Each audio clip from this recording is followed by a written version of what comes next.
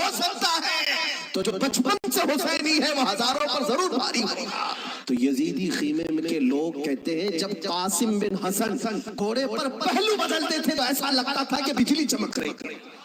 اگر کسی یزیدی کو پوچھے کہ تم کس کے ساتھ لڑنے کے لیے گئے تھے تو یہ کہیں گے 80 لوگوں کے ساتھ۔ کتنے لوگوں کے ساز و سامان کے ساتھ گئے تھے؟ کہیں گے 22,000 کے ساتھ۔ تو دنیا آج بھی ہنسے گی 80 لوگوں سے لڑنے کے لیے 22,000 گئے تھے، کیا کیا لے کر گئے تھے؟ ہاتھی بھی تھے، گھوڑے بھی تھے، نیزے بھی تھے، تلواریں بھی تھی، بھالے بھی تھے، سب تھا۔ پھر اگر تم سے پوچھا جائے ساز و سامان کے ساتھ سہولتیں کیا تھی، یزیدی کہیں گے پورا پانی ہماری طرف تھا، دریا بھی ہماری طرف تھا، کھانا بھی ہماری طرف، پانی بھی ہماری طرف۔ پھر دنیا پوچھے گی ادھر کے خیمے میں حسین کتنی تیاری کے ساتھ آئے تھے، تو تمہیں منہ جھکا کر کہنا پڑے گا ان کے پاس صحیح قسم کے نیزے اور تلواریں بھی نہیں تھی، اور گھوڑے اور ہاتھی اور اونٹ بھی نہیں تھے، ان کے پاس تو 3 دن کی بھوک بھی تھی، پیاس بھی، اور اس کے علاوہ ان نوجوانوں کے پاس بھوک و پیاس کی شدت کے ساتھ ساتھ ساز و سامان جنگ بھی نہیں تھا۔ میں آپ کو بتاتا ہوں سیدنا امام علی مقام مکہ سے نکل کر کے کوفہ جا رہے تھے، بہتوں نے منع کیا آپ کو، لیکن آپ کے سامنے کوفہ کے خطوط موجود تھے، اتمام حجت کے لیے آپ تشریف لے جا رہے تھے۔ بیچ راستے میں کوفہ کا گورنر عبید اللہ ابن زیاد، حر بن یزید، یہ نام یاد رکھیں، حر بن یزید الریاحی کو 1000 کا لشکر لے کر بھیجا کہ حسین کا راستہ روک لو اور انہیں کوفہ کی طرف آنے نہ دو، دائیں بائیں ادھر ادھر چلاتے رہے۔ حر بن یزید کوفہ پہنچنے سے کافی پہلے ہی مولا حسین کا راستہ روک لی۔ توجہ چاہتا ہوں، حر بن یزید کس کی طرف سے آیا؟ وہ سپہ سالار تھا، یزیدی فوج کی طرف سے آیا ہوا، 1000 کا لشکر لے کر آیا، لیکن جب وہ آیا مولا حسین کے پاس راستہ روک لیا اور کہا ہم آپ کو کوفہ جانے نہیں دیں گے، آپ بغاوت کر رہے ہیں وقت کے خلیفہ امیر المومنین یزید سے۔ ان کے ذوم باطل میں یہی تھا، اور اس کے بعد وہ راستہ روکے اتنی دور تک چلتا رہا، کبھی دائیں کبھی بائیں۔ امام حسین ایک جگہ پر جب پڑاؤ کرتے ہیں، ظہر کا وقت ہے، اذان ہوئی، نماز کے لیے جماعت قائم ہو رہی ہے، امام حسین نے اس حر بن یزید سے پوچھا جو 1000 لشکر کا سپہ سالار تھا، کہا ہم نماز پڑھنے جا رہے ہیں، ہم اپنی نماز پڑھ لیں، کیا تمہاری جماعت الگ ہوگی ہماری جماعت الگ ہوگی؟ حر بن یزید نے کہا نہیں، امام آپ ہی ہوں گے، ہم مقتدی ہوں گے، اقتداء ہم کریں گے۔ امام حسین مصلی پر ہیں، راستہ روکنے کے لیے جو آیا ہے یزید کا سپہ سالار، وہ اقتداء کر رہا ہے، 1000 لشکریوں کے ساتھ اقتداء کر رہا ہے، ظہر میں بھی، عصر میں بھی، مغرب میں بھی، عشاء میں بھی، کنٹینیو جو نمازیں ہوتی ہیں نماز امام حسین ہی پڑھاتے ہیں، اور راستہ روکنے کے لیے آیا ہوا یزید کا سپہ سالار اقتداء کر رہا ہے۔ میں علماء سے کہتا ہوں میرے عزیزوں، بڑا عظیم نکتہ ہے، اگر حسین کے سچے وفادار ہو تو آج بھی ہزاروں یزیدی تمہاری بھی اقتداء کرنے کو تیار کرتے ہیں، مجبور ہیں۔ اگر سچے حسینی بن جاؤ تو اقتداء تو ہوگی، لیکن جو بات مجھے عرض کرنی ہے وہ یہ ہے، راستہ روکا اور اس کے بعد پھر پیغام آیا کہ امام حسین کو کوفہ کی طرف آنے مت دینا، کسی اور راستے کی طرف لے جاؤ، کسی اور راستے کی طرف وہ زبردستی لے گیا۔ پھر وہ میدان آیا جس کو کربلا کہا جاتا ہے، امام حسین وہاں اتر گئے اور ایسی جگہ پر آپ کو اتارا گیا جہاں پانی نہ ملے، دریا کے اوپر سارے یزیدی فوج کا قبضہ۔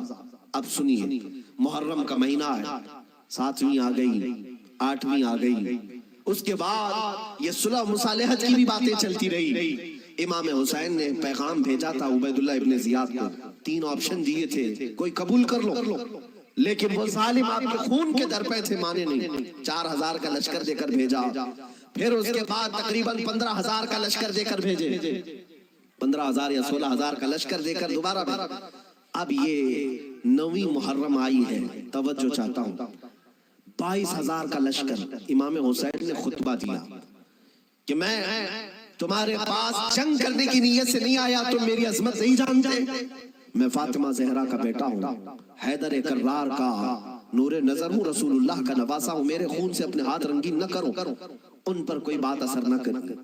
اس کے بعد حر بن یزید جو 1000 کا لشکر لے کر سب سے پہلے راستہ روکنے آیا تھا، وہ یزیدیوں کے پاس آیا اور کہا ان کی ایک بات تو مان لو، وہ جنگ کرنے نہیں آئے، اگر وہ صلح چاہتے ہیں تو ختم کر دیتے معاملہ، لیکن یزیدی فوج کے جو بڑے سپہ سالار تھے عمرو بن سعد یا شمر، ان لوگوں نے کہا اے حر، تجھے مصالحت کرنے کے لیے نہیں بھیجا گیا ہے، تجھے فوجی بنا کر بھیجا گیا ہے، لڑنا ہے تو ہمارے ساتھ لڑو ورنہ یہاں سے دفع ہو جاؤ۔ جب یزیدی فوج کے بڑے سپہ سالاروں نے حر بن یزید کی بات نہیں مانی تو سنو، پورے مجمع میں وہی حر جو یزید کا سپہ سالار تھا اعلان کرتا ہے تمہاری سپہ سالاری تمہیں مبارک ہو، میں حسین کے خیمے میں جاتا ہوں۔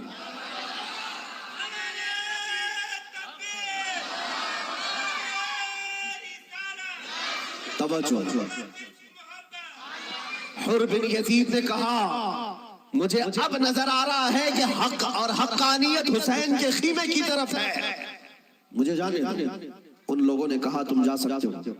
حر بن یزید کو پتا تھا حسین کے ساتھ جانے کا کیا انجام ہو سکتا ہے، 22,000 کا لشکر جرار ہے اور ادھر صرف 80-82 لوگ ہیں، ایسے وقت میں ایک چھوٹی جماعت کا ساتھ کون دے سکتا ہے جہاں بھاری بھرکم لشکر سامنے موجود ہو؟ میرے عزیزوں، ایک چھوٹی جماعت کا ساتھ صرف وہی دے سکتا ہے جس کے سینے کو مولا ہدایت کے لیے کھول دیتا ہے۔ میں نے دیکھا ہے مصیبتوں کے وقت کون ہمارے ساتھ کھڑا ہوتا ہے۔ لوگوں کی نظروں میں بہت بڑی بڑی حکومتیں ہوتی ہیں، ارے بہت سارے لوگ تو ڈر جاتے ہیں ان کے ساتھ کھڑے ہو جائیں، فوٹو میں آ جائیں گے تو کل کیس ہمارے اوپر بھی ہو جائے گا۔ میرے عزیزوں، میں اپنی بات نہیں کرتا، لیکن ایک بات ضرور ہے، حق جماعت اگر اقلیت میں بھی کیوں نہ ہو، اللہ کی مدد آج یا کل اسی کے ساتھ ہوگی۔ اگرچہ آج وہ مظلوم نظر آئے لیکن اللہ تعالیٰ غالب فرمائے گا۔ حسین اعظم کے پاس حر بن یزید آ گئے۔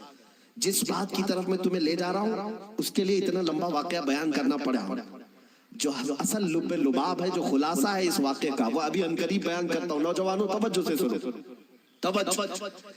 حسین ابن علی رضی اللہ تعالیٰ عنہ کے پاس آ گیا حر بن یزید، قدموں میں گرا، کہا مولا مجھے معاف فرما لے، میں نے راستہ روکا آپ کا، میں آپ کو مجبور کیا اس میدان میں آنے کے لیے، لیکن میں آپ کے ساتھ اب اس وقت تک رہوں گا جب تک میری آخری سانس نہ آ جائے، میں آپ کی حمایت میں لڑوں گا۔ امام حسین نے اس سے کہا حر کہ میں نے تجھے معاف کر دیا، لیکن جا تو اپنے بیوی بچوں کے ساتھ، میری اس چھوٹی جماعت کے ساتھ رہے گا تو جان کا خطرہ ہے۔ حر بن یزید نے کہا میں نے جو راستے میں آپ کے ساتھ کیا اس کا کفارہ جان دینے سے بھی میں سمجھتا ہوں ادا نہ ہو پائے، اس لیے میں آخری سانس تک آپ کے ساتھ رہوں گا۔ رہا ساتھ میں 10ویں محرم آ گئی۔ اب جو بیان کرنا ہے توجہ سے جانتے ہیں، صبح نکارہ بجا، طبل بجے، ادھر جنگ کی ابتدا ہوئی۔ یزیدیوں کی طرف سے عمرو بن سعد نے پہلا تیر چلایا اور اعلان کیا کہ ہم حسین ابن علی کے ساتھ جنگ شروع کر چکے ہیں۔ جنگ جب شروع ہو گئی، امام حسین رضی اللہ تعالیٰ عنہ کے اہل بیت کو کسی نے اترنے نہیں دیا، جو آپ کے ساتھی تھے، جو آپ کے ساتھ آئے ہوئے تھے، جو اہل بیت سے نہیں تھے۔ 5 صحابی رسول بھی ہیں مولا حسین کے ساتھ، صحابی رسول بھی تھے، وہ جب تک ساتھی رہے خاندان حسین سے ایک کو بھی میدان میں آنے نہیں دیا۔ اور جانتے ہیں اس میدان کربلا میں پہلے اترنے والا کون تھا؟ وہی حر بن یزید، اور کس کی جانب سے؟ امام حسین کی طرف سے۔ ایک بات مولا قدیر و جبار کی تمہیں سمجھنا پڑے گا، اگر وہ ہدایت دینے پر آئے تو کفر کی طاغوتی طاقتوں میں سے بھی کسی کو ہدایت دے کر کے اس کو پاسبان اسلام بنا سکتا ہے، اور کبھی گمراہ کرنے پر آئے تو کعبہ کے قریب رہ کر کے بھی کوئی گمراہ ہو سکتا ہے۔